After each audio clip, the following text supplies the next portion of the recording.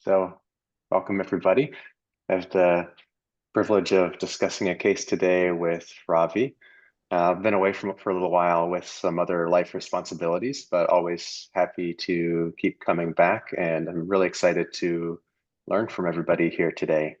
How about those doing the teaching and the scribing, and take a second to unmute and just say hi and introduce yourself. Yes. Hi, my name is Hee Moon. I'm very excited for today's Simi case. Simi has been incredibly kind. Like she puts a lot of, kind word and like thoughtful chat in the during VMR. So, yeah, I'm really looking for her case and very excited about it. I will do my best for teaching point. Hi everyone, I'm Patricia. I'm G from Cameroon. I'm very excited to do teaching point to do scribing today. Yes, I can't wait to learn from Sima case and for the wonderful discussion I had with Dr. Ravi and John. Very excited. Thank you for having me. And yeah, I'm very happy today to at least join. Happy Tuesday, everybody. Seema is presenting a case. It's just amazing. It just speaks to the power of this platform that you can just come in, kind of be quiet in the background, listen, learn, and then it inspires confidence that you then present cases, and then it just helps you along your trajectory in your career path. So just very excited. I've seen Seema sort of in the background now coming to the foreground and presenting cases. Very exciting time. Let's start with the first aliquot. Over to you, Seema. Hello everyone. Happy Tuesday. So let's start with the first aliquot. We have a 38-year-old female presenting with abdominal pain for 6 hours, and I'll stop here.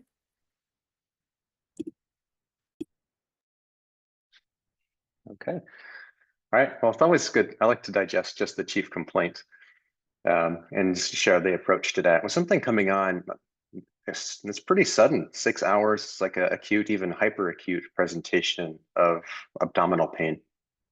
And we always want to rule out the most dangerous things first. That's the first priority before we get into the esoteria and get all academic about it. We need to make sure we're not dealing with a peritonitis. There's like the VIPO mnemonic that Hans is bringing up in the chat, like a vascular cause, mesenteric ischemia, an inflammatory cause, perforation, or obstruction. So really doing a focused exam and consider, that a lot of times, we have to think about whether we need abdominal imaging pretty quickly if we have any red flags to make us think about one of these dangerous causes. So just rapid triage is where my head's at to begin with. What about you, Ravi? I absolutely love that mnemonic. Actually, it was interesting. I did a sim last week with students. Actually, Ibrahim was in that sim, and we had a patient with abdominal pain, and that was probably the first thing I probably helped the students with, trying to understand the most dangerous things they should think about before prioritizing more basic fundamentals in etiologies that are causing abdominal pain. But yeah, acute abdominal pain. So I think it was last week or a couple of weeks ago, we had chronic abdominal pain, and that was a very interesting case. But today we're dealing with acute abdominal pain. It's a very common presentation to the emergency room and to the medical floors. So here then you have to start thinking with your GI cap and then thinking in broad sort of conditions, what could be causing this presentation. So I like to kind of think in two modes. One is what you mentioned, or what you went through, like what is going on, what could be causing this. So that's your type 1 thinking. Type 2, I like to think about anticipating conditions and using the power of questioning. So trying to ask the patient some history-related questions or complaint-directed thinking. So, why did you come now versus a couple hours ago or yesterday? What makes it worse? What makes it better? And conditions like that. Was it surrounding food? Does food make it worse or better?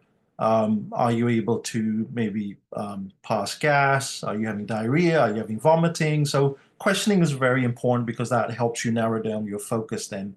Is it maybe a primary condition, which could be the GI? Because initially we're just thinking GI, right?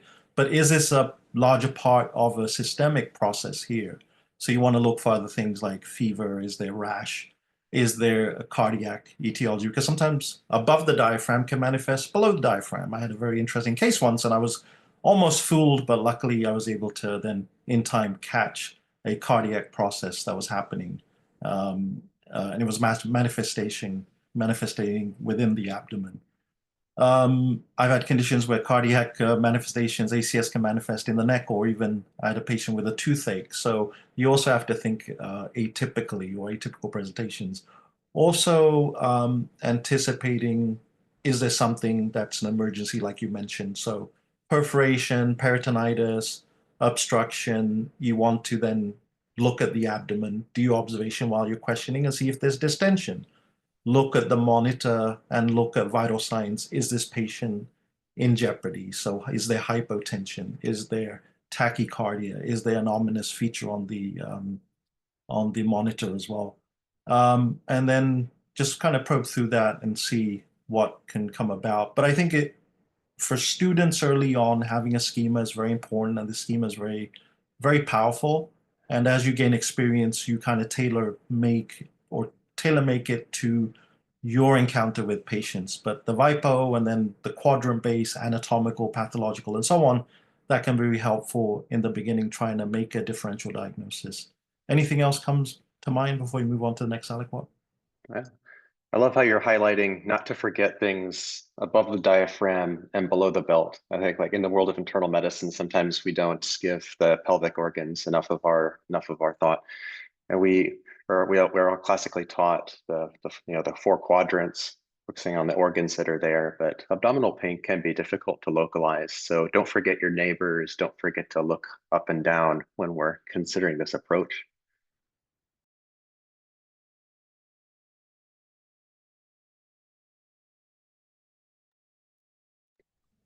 Yeah, so I'm ready for next aliquot if you are, Ravi. So should I share the next aliquot? Yes, please.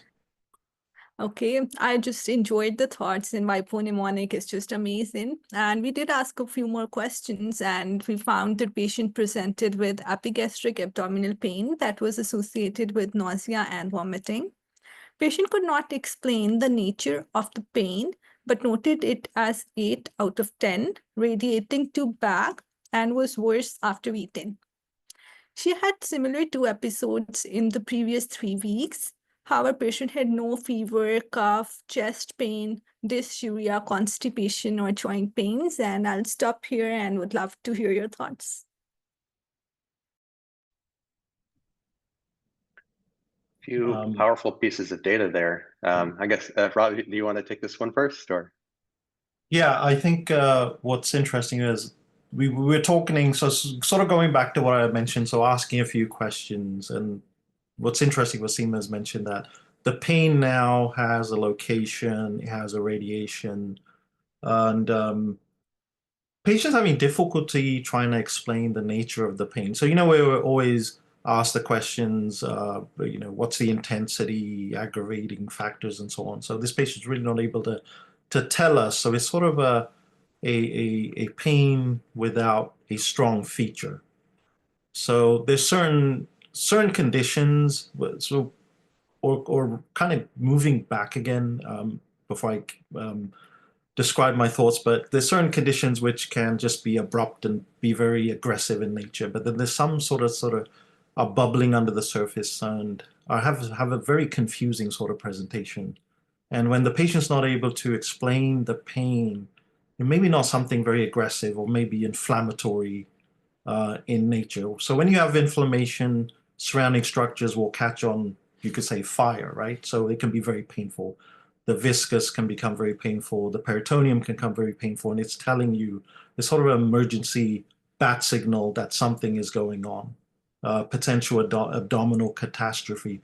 There's certain conditions where, like what we call the abdominal policeman, the omentum, will try and wrap itself around an inflammatory condition that's happening within the abdomen, and that can also trigger a lot of pain in this patient.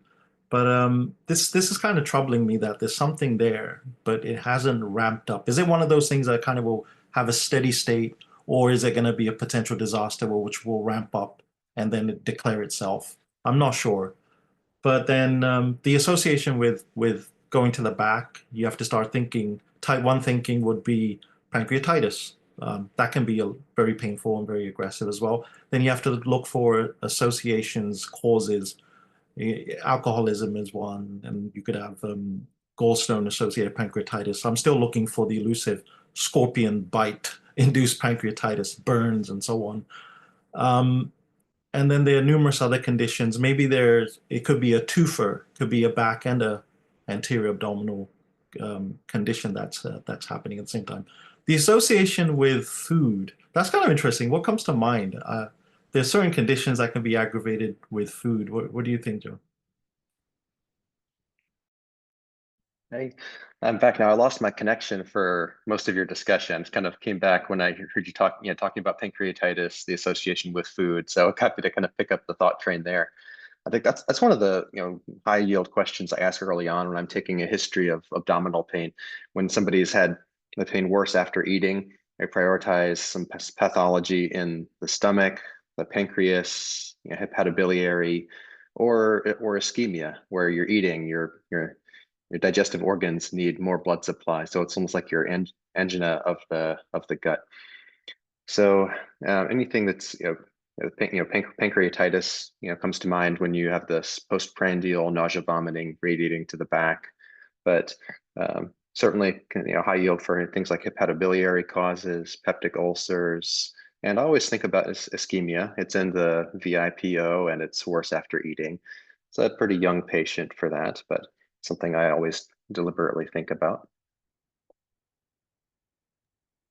Yeah, I think there's no inflection point at this juncture with this case, right? So I guess to sort of move the diagnosis forwards, I think imaging downstream, right? We were talking about trying to figure what's going on and thinking at the same time, sort of dual process thinking, considering what kind of management we would implement to get to the diagnosis. So definitely this is something that would get patient would receive an abdominal CT, and that does still take an hour or two. You wheel the patient to the scan, get the scan, and I always love to open up images and look, because it does take some time for radiologists to dictate and then for the report to be made available. Unless it's something critical, you get the call from the radiology suite. But it's always, I always tell students and residents to open up the film and see. And the more familiar you become with the films and the images, the more likely is you could diagnose something. But I think we're sort of jumping the gun. The exam is important, but at this point, definitely the labs and the CT I would order while we're trying to figure out what's going on. Anything else before we move back to Seema for the next aliquot? Yeah, I think making progress. Some of the high use like focused abdominal exam, plus looking for any signature of a systemic illness elsewhere by being thorough. In the blood work, the LFTs and the lipase will be high yield for making progress, thinking about the common causes of possible pancreatitis. Yeah, I think so I'm ready for the next aliquot. Yes, I think great thoughts. And so the patient had past medical history of hypothyroidism, and there was family history of hypertension in her mother. The patient had no known allergies. As for the vitals, patient was afebrile, heart rate was 92 beats per minute, blood pressure was 110/70, respiratory rate was 20, oxygen saturation was around 97%, and BMI of the patient was 17. As for the physical exam findings, in general examination, patient was in discomfort due to pain, but was well oriented to person, place, and time. And there was no icterus, heart sounds were normal, there was no murmur. in pulmonary exam, we could not find any crackles. There was no wheezing. In the abdominal exam, there was tenderness present all over the abdomen, more marked in epigastrium and right hypochondrium. However, the bowel sounds were normal, and I'll stop here for this aliquot and would love to hear what you think about it. Yeah, thanks. You're always presenting really well, sharing a sufficient story. The piece of data I wasn't expecting in the exam was like the BMI of 17. And teasing down the time course of a disease is super important, and it often can be tricky. And that data is not always there when you're first meeting the patient. I've got 6 hours of abdominal pain. Oh, but you know what? I've had some episodes that were similar the past few weeks. And then if I see that they've lost a dramatic amount of weight and have signs like temporal wasting and look really malnourished, I know like this could be the more chronic process, potentially rearing its head with a exacerbation of a chronic illness. But unless the BMI 17 catches my attention, a little bit of tachycardia. It's not unexpected if somebody's in pain, and so I think like otherwise the abdominal exam itself isn't changing my prior differential that much. But yeah, the low BMI caught my attention, and the lack of pertinent negatives, like the lack of icterus, and you're considering things like gallstone pancreatitis, or somebody who's drinking a lot of alcohol, and that the lack of that is a relevant finding too. What are you thinking, Ravi?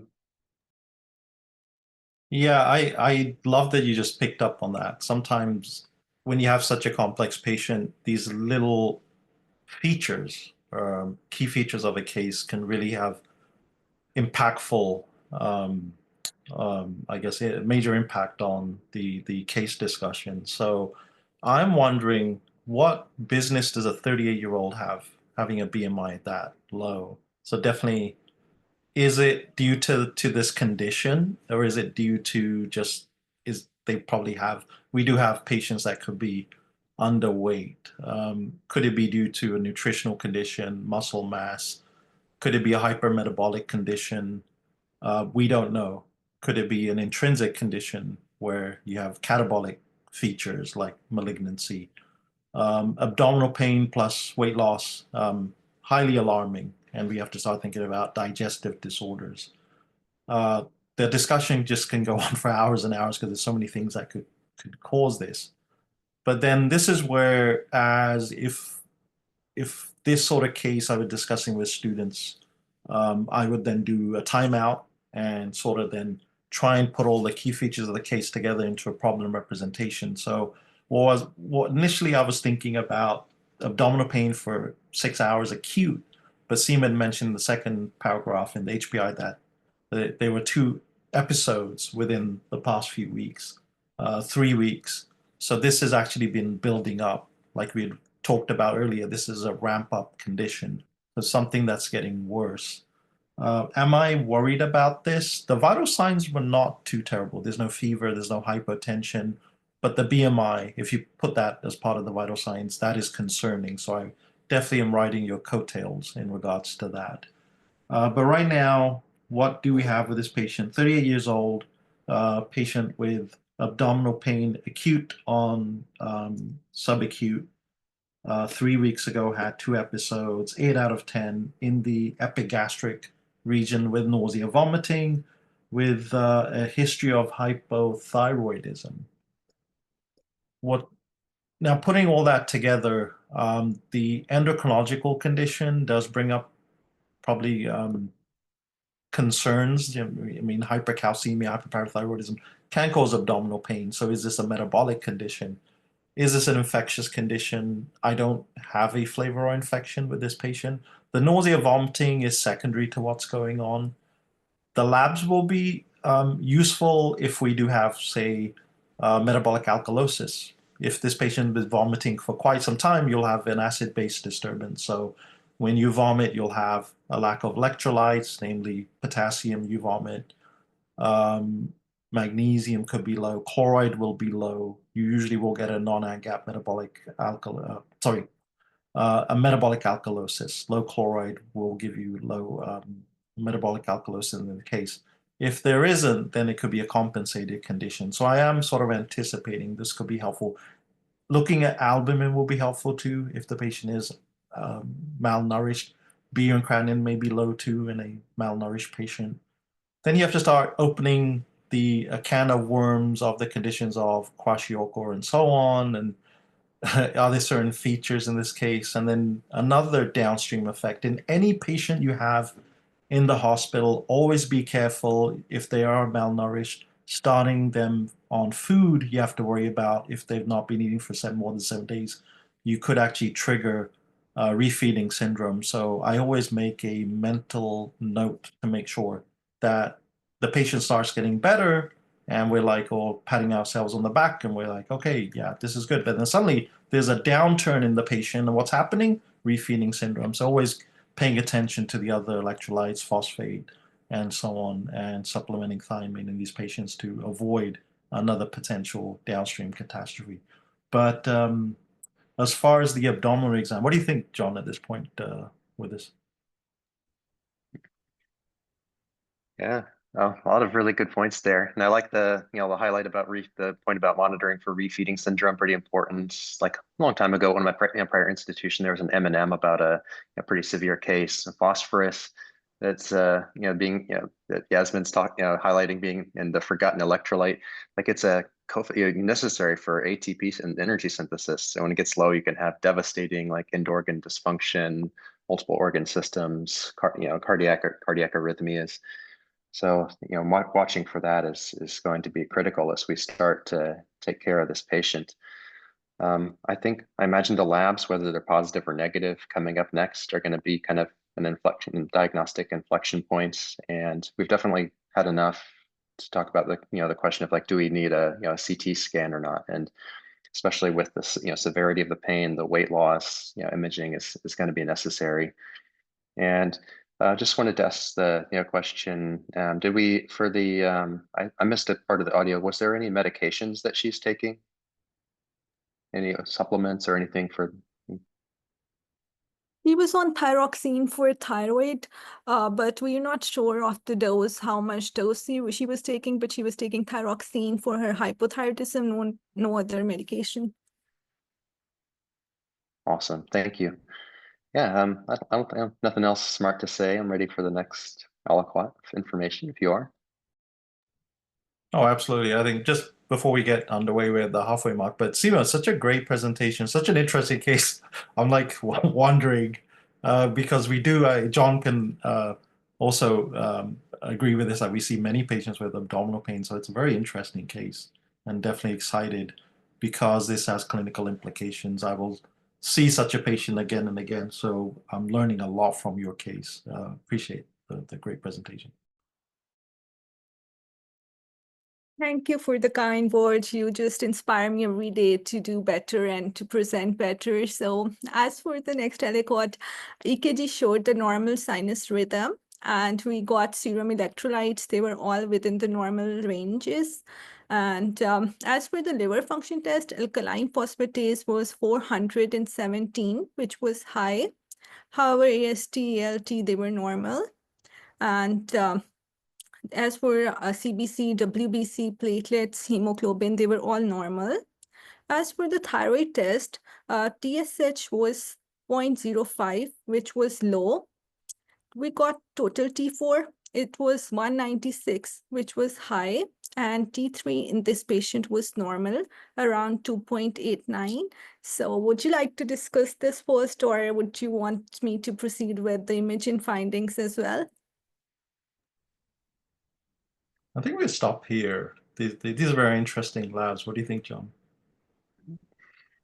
Yeah, so just talking about the kind of the pertinent positives and negatives. I think you said like the electrolytes and the LFTs, we don't see much change in the transaminases. We have an elevated alkaline phosphatase, which can come either from the liver or the bone.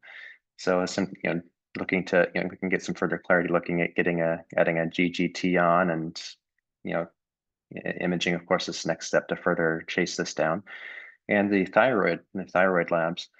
So perhaps there's some overdosing of the levothyroxine with the unknown dose, but I'm not getting a flavor of necessarily like a severe thyrotoxicosis necessarily based on the exam and the vitals. When we talk about hyperthyroidism versus thyroid storm, thyroid storm, it's not really a specific lab value cutoff, but I think of hyperthyroidism plus like a really sick patient with end organ dysfunction related to it. So it's still something we keep an open mind to. But if it was like thinking about thyroid storm, usually a sicker patient, more tachycardic, more signs of damage from it. Yeah, I think that's what I got. Ravi, what do you Oh, John, I just love that you had mentioned like this patient. I'm not getting the sense that this is a very sick patient. Obviously, we don't have the patient in front of us, but Seema's doing a great presentation of how this patient is appearing to her. And again, I'm concerned, but not immediately concerned. If the patient was in jeopardy, we would have to then jump into action and manage and also try and get the diagnosis with this patient. Nothing so far has really moved the diagnostic goalpost. So, okay, this ALP is interesting. All right, it's in red, it's jumping out. Sole ALP, is it going to get us? Is it a catalyst to get us to the diagnosis? I have no idea. But the last time I looked at this, the way I look at ALP, you're right. You can jump into organs and so on. But looking at the his history and physical exam, I think is very helpful. Is there associated pruritus? Is there signs of cholestasis? Can you look at drugs that can cause it? Pregnancy can elevate it. There could be symptoms of bone disease, renal disease, and in this case, that might help you get to the diagnosis. Sometimes we look at partners to this enzyme. We can do GTTP or 5-nucleotidase, which I haven't done in years, which can be specific for the liver. If these are normal, then likely you're dealing with a extrahepatic source. But if these are elevated, that can help you then focus your attention maybe in the vicinity of the liver. And then getting imaging, I think, of the liver will be crucial for this step. But how about your non-hepatic causes of elevated ALP? Drugs I had mentioned, PBC, could there be a granulomatous disorder? We're not, again, getting a sense of maybe a systemic process. Maybe there's something that's missing. Maybe the imaging will allude us to that. I'm not sure, but imaging definitely, we keep mentioning it. It may be very helpful in trying to at least move forward with this case. Infiltrative diseases, and then the biliary stones and strictures and all that kind of stuff can also do it as well. But here so far, I mean, weight loss, abdominal pain, ALP, I'm kind of concerned. Maybe there is an issue in that area. So, right, if you put it together, there is something. I don't know if you have a GGTP or 5-nucleotidase. That way we can really rush to looking at the hepatobiliary system. Imaging may also shed light on this. But very interesting. I'm trying to think, am I utilizing the correct train of thought? I'm sort of employing pattern recognition. I don't have a case to fall back on, use my experience. But pattern is forming here. Is that going to get us to the diagnosis? I don't know. But let's see. It's very interesting. It's very, very much challenging. Or what would you say? A very interesting cognitive exercise. Back to you, Seema. Yeah, and I just wanted to quickly highlight Hans's good comments in the chat. I like how the levothyroxine, there could be a chronic overuse, perhaps contributing to the low BMI in the background. So I think like, is that just a unrelated from overuse of levothyroxine that's not related to the current presentation, or is there a wasting syndrome as part of what's going on with the disease? Have to kind of consider both of those things. And it's fun to do this exercise like before we get the imaging. A lot of times we get the admission kind of wrapped up to us with the CT scan already done before we admit them to the hospital. But it's so good to like exercise our critical thinking before we get the imaging and think about what direction is this alkaline phosphatase going to take us. So that's very interesting. It's just sort of unpacking what you'd mentioned there. Yeah, meds. You know, we're trained to always look at the meds because meds can be causing all sorts of issues, especially if you have a large list of meds and this whole concept of polypharmacy.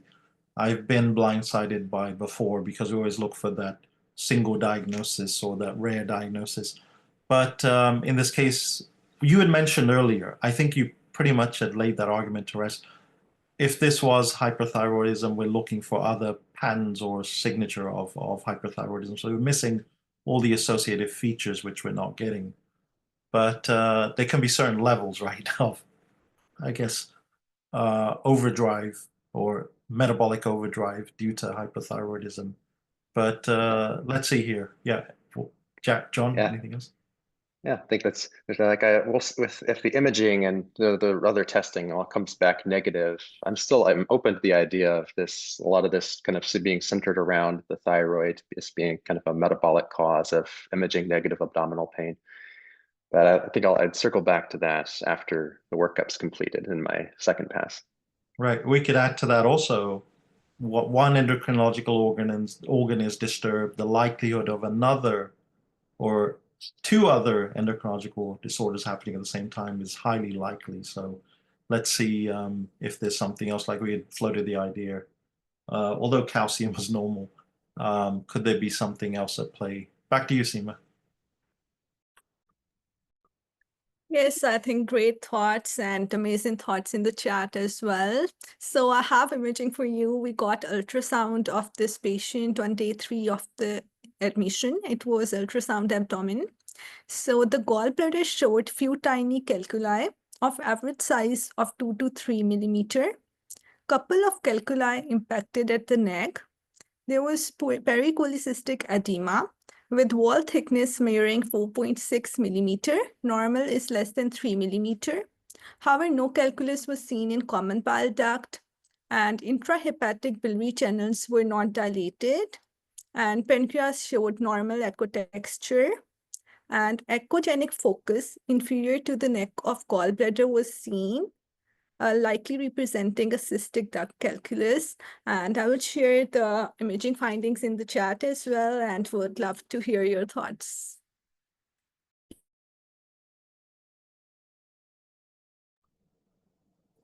What do you think at this point, John? Yeah. So I think the imaging is definitely helpful. So we have these thickening of the wall of the gallbladder, stones inside, it sounds like inside the gallbladder, and reading the comment in the chat about how there's just like one in the cystic duct. So we have this, fluid, just signs of inflammation around the gallbladder, raising, the possibility of, calculus cholecystitis. And if you have doubts about the diagnosis, there's, it can be followed up with, further imaging. Doing a HIDA scan can be more specific if you're thinking about cholecystitis. I probably would still, before I, called it a day with this, I think I would still probably get a CT abdomen pelvis, get a better look at the pancreas too. Yeah, what are you thinking? Yeah, I think it's very interesting. Is this gonna drive the diagnosis? Is this gonna lead us down a slippery slope? Is this a non-specific finding? Many times we do these random images and we find this. I found it. You've probably seen this, John, right? Like you have patients, you do an abdominal CT and incidentally find this, but what do you do with it? And if we pursue this, this could actually lead to more harm than recovery, more risk over benefit.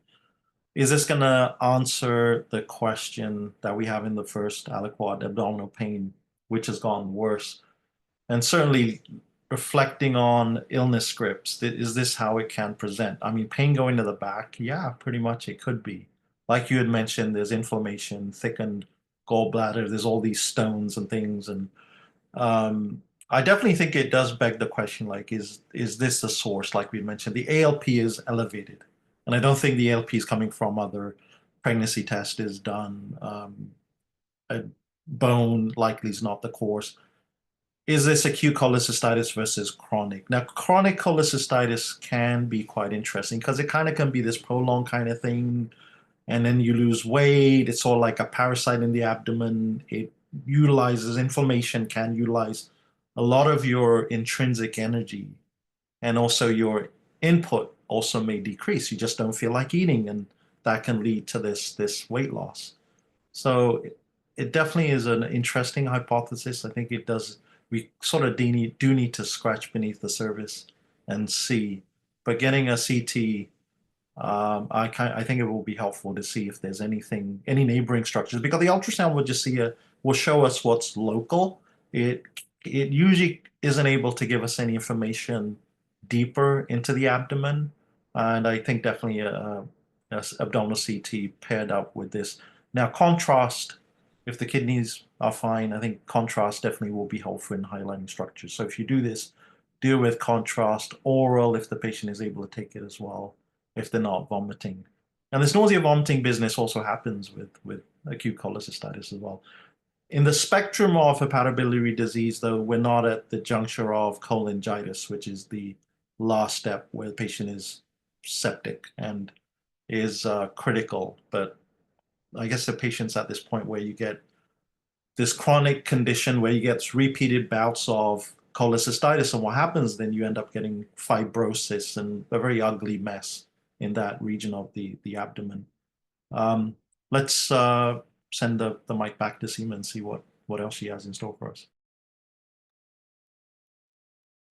Yes, I think great thoughts. And we got amylase level in this patient, and I have that for you.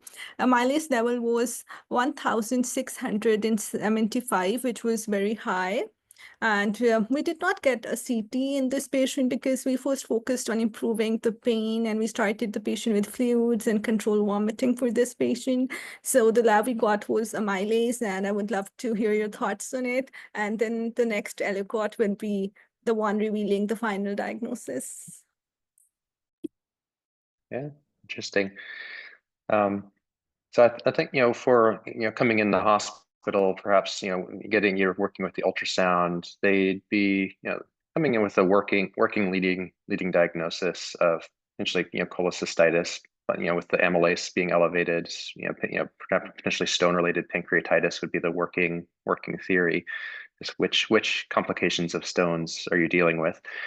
And I'm reminded back of an old patient I took care of it, where we were humbled, where they had a similar working diagnosis, and surgery was consult, got their gallbladder taken out. The pain did not resolve, and ended up being more of a vascular problem in the background. So I think I'm still working with the hypothesis, cholecystitis, pancreatitis, but open to being humbled given the setting that we're in discussing the case. Sometimes the imaging can fool you if a stone has made its way through and the crook has left the building before you took your pictures.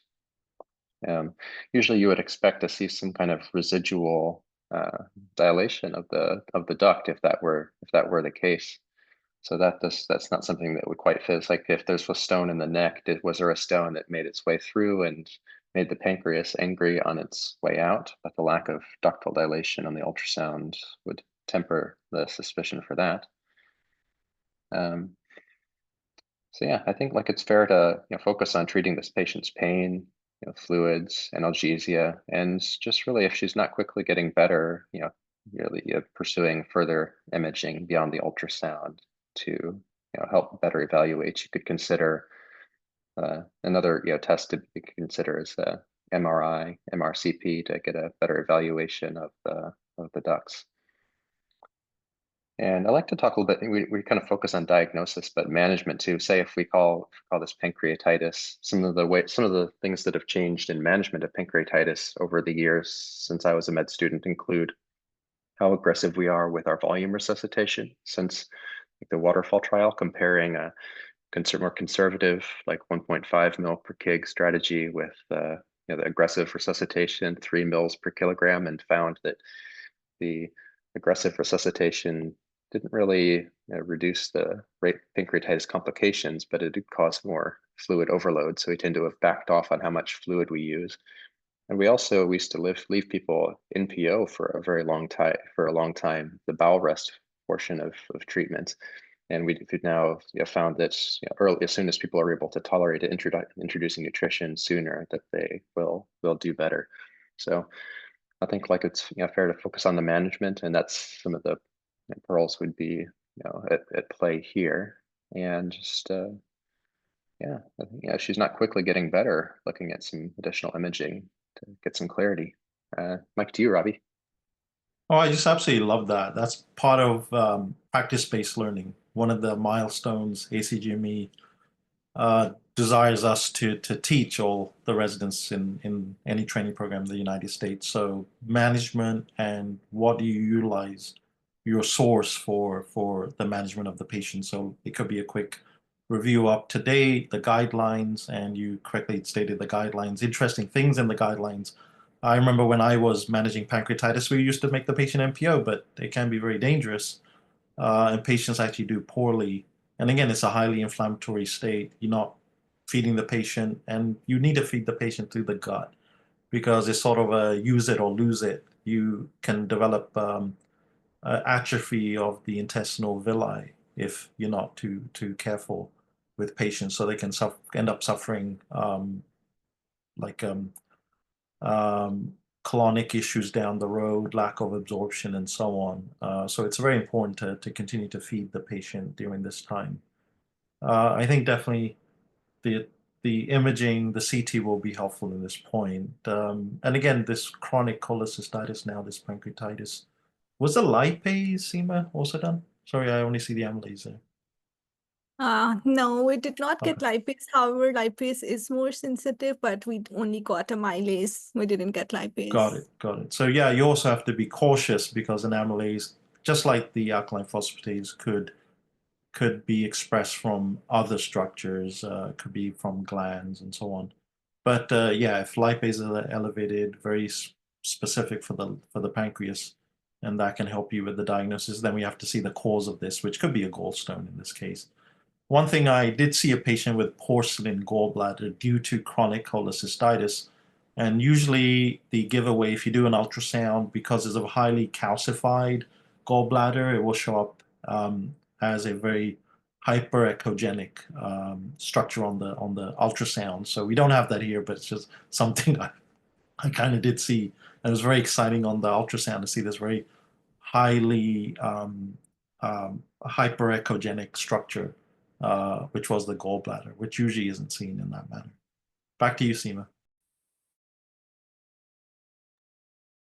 Yes, I think great thoughts. And this is the aliquot where I'll reveal the final diagnosis. So the patient had diagnosis of gallstone pancreatitis. And I saw in the chat that someone said that we did not see anything in the pancreas on ultrasound. Actually, for diagnosis of pancreatitis, we require 2 of the 3 criteria. The patient can have. Number 1 is abdominal pain. Number 2 is if we see something on imaging, and number 3 is amylase or lipase 3 times or more than 3 times the upper limit of normal. And if we have 2 of these things, we can diagnose pancreatitis. So in this patient, we had 2 things. We had abdominal pain and we had the amylase elevation. So we did diagnose gallstone pancreatitis in this patient. And in our country, we do not get a lot of imaging, so we did not get CT for this patient. Yeah, I think like pancreatitis is one of the relative, few like abdominal pain diagnoses that you can relatively make it comfortably once if you have like the lipase elevation, characteristic pain, a plausible cause for it. And some other like just things I wanted to highlight too. We talked about how we've had this like pericholecystic edema, wall thickness. These findings make us think about cholecystitis, but they're not specific findings for it too. Anything that is in the vicinity that's angry and inflamed can do it. you see a thickened gallbladder wall, just if, or not in this case, but if somebody has ascites, it will make the wall look thick. But that could all just be neighboring inflammation from the pancreas. And I think like this, the gallstone pancreatitis was, like the working diagnostic, theory coming in. And it's like in thinking back on my thoughts, perhaps I was like, it's a little bit tempered by the fact that the bile ducts weren't dilated on the ultrasound, but certainly, with the stones being present upstream, certainly clues us into that line of thought. And when you're managing this patient, probably when you're first getting your results back, you're seeing like possible cholecystitis, and the questions you ask, like, do I put this patient on antibiotics or not? Yes, in our case, she's not having any fever or white count, and I might be blaming it on inflammation from I usually would have a CT to pair with it to be more confident in that decision making. But if I saw a CT with pancreatitis next to it and neighboring inflammation, I'd probably be less inclined to do antibiotics. But our management would also involve consulting our general surgeons early on to evaluate for a cholecystectomy, oftentimes done during the same admission if there's not a contraindication to do so. If somebody's pretty sick and surgery is high risk, they can sometimes have other approaches, but that would be some other components of the management. What are your reflections, Ravi?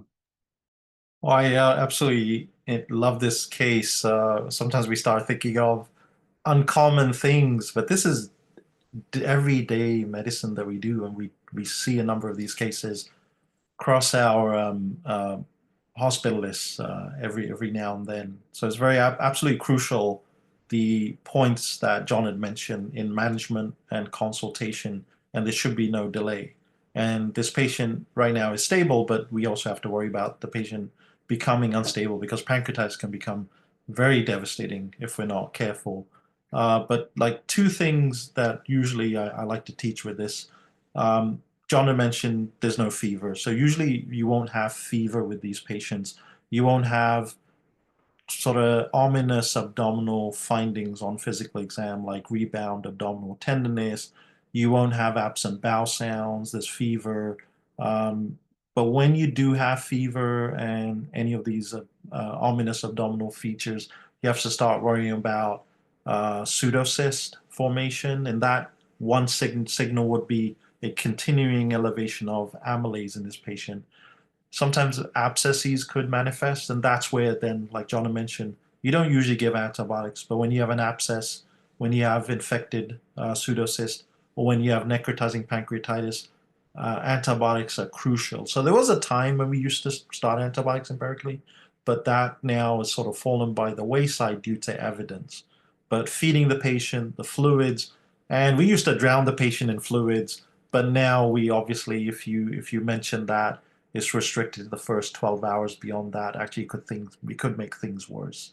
So it's absolutely crucial. And feeding the patient, we used to make MMPO, now that practice has changed. So very crucial things that he's mentioned. And with the amylase, it's interesting, we just got the amylase, but if this amylase was in isolation, I started thinking about where does amylase come from? And you have to start thinking about salivary glands like parotitis. Appendicitis can also cause elevated amylase, intestinal ischemia, but then that patient would be gravely ill in this case. And you would also order a lactate in this case. And sometimes with kidney disease, you can get elevated amylase. So interesting, ALP, amylase, stones in the gallbladder, pain going to the back. In this case, it was a prototypical manifestation of pancreatitis. So we had highlighted that early, but I kind of was like, this is a case about pancreatitis, but it was pancreatitis. So the next time we have a case of pain going to the back, we're gonna think pancreatitis and it's something else. But awesome case. Thank you, Siva. I had a lot of fun. Yeah. Thank you, John, as well, for discussing. Yeah, thank you. Yeah, thank you. I appreciate you bringing a common diagnosis to the table. It helps us we spend a lot of time in this space learning from a lot of really smart people about rare diagnoses that we don't encounter often, in the hopes that we'll be able to recognize it when we do.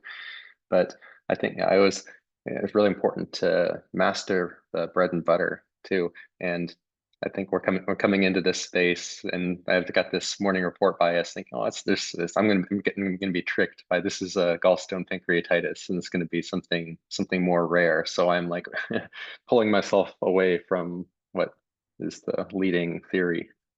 Yeah, I was thinking like IgG4 pancreatitis. Yeah, but yeah, it's a great case, and I think it's really wonderful to see bread and butter diagnoses on here and practice our clinical reasoning, and the approach to the problem is really valuable. So thanks for sharing a case, and hope you can come back and share more in the future. And there's always like as much time as you have for it. I was watching the videos, listening to the podcasts for a long time, and then gradually worked my way up into sharing cases, and was lucky to be invited to participate a bit more in these discussions too. So I hope to see you more, and thank you again. Okay, we Thank have you. teaching points by Hee-moon. Thank you. And thank you, Patricia, for prescribing. Simil, what a wonderful case. Thank you so much for a great discussion too. Okay, so I'm going to start with a 38-year-old with acute abdominal pain. We have to rule out red flags like vascular issues with mesenteric ischemia, inflammation, perforation, and obstruction. Of course, it requires abdominal imaging. Anticipating question will be past medical history and why patient comes now and what makes pain improves, food-related or bowel movement, vomiting, diarrhea. Is it related to the primary GI or is it systemic, like asking like fever? And also we have to look for from upper or lower diaphragm, like cardiac and even a typical toothache. We have to think about it. And then during physical exam, we can look for abdominal distension and vital sign like tachycardia and BP. HPI patient is unable to explain pain, pointing to inflammation of a surrounding structure, possibly involving visceral or peritoneal irritation. And also patient said that association with the food, so pancreatitis radiating to back and ischemia because blood flow while eating, and hepatobiliary issues. So we have to look for lipase, amylase, and CMP and abdominal CT. Vital sign BMI 17 was really concerning. So is it really chronic process or nutrition deficiency? We have to think about refeeding syndrome carefully because phosphate is decreased, and hypermetabolic, or is it injury condition and catabolism pointing to malignancy? And also patient tachycardia is due to pain, and abdominal pain. Patient mentioned that it occurred 2 episodes in 3 weeks. So pointing from to acute to subacute, and patient's history of hypothyroidism can be possibility of hypercalcemia or adrenaline insufficiency, and vomiting also can cause metabolic alkalosis and low magnesium chloride. Lab electrolyte and AST was within normal, but ALP was increased. So is it linked with the liver or bone? So gamma GT is necessary, and thyroid overdose levothyroxine, but no severe thyrotoxicosis was seen in this patient. Imaging is necessary to rule out biliary stone structure, infiltration, weight loss, consider malignancy, or due to Hans mentioned that levothyroxine overdose can also cause weight loss. And amylase can point to pancreatitis or intestinal ischemia, so we can do the lactate to look for it. Imaging sono shows thickened gallbladder stone, cystic duct inflammation, pointing to cholecystitis. And high-def scan can go for furthermore, and abdominal CT order contrast to evaluate pancreas. And acute and first chronic cholecystitis because patient was weight loss. And also careful with the ultrasonal imaging because it can be misleading if the stone has passed. So we can do the MRCP and abdominal CT. And patient is not really improved with NPO bowel rest. So oral feeding is necessary as soon as patient improves. And diagnosis was gallstone pancreatitis. So either abdominal pace or lipase 3 times higher or on the imaging. So patient ultrasound shows stone. So abdominal CT was not done, but the diagnosis was gallstone pancreatitis. Thank you so much. Great case. Thank you, Heman. That was spectacular summary of all the points. And thank you again, Seema, for presenting such a remarkable case and in such a great fashion and spending the time preparing it. Appreciate you. And thank you, John. Great discussion. Definitely, you brought up a lot of points I'm going to sort of dwell on as well. Take care, everybody. Have a great rest of your Tuesday. Bye.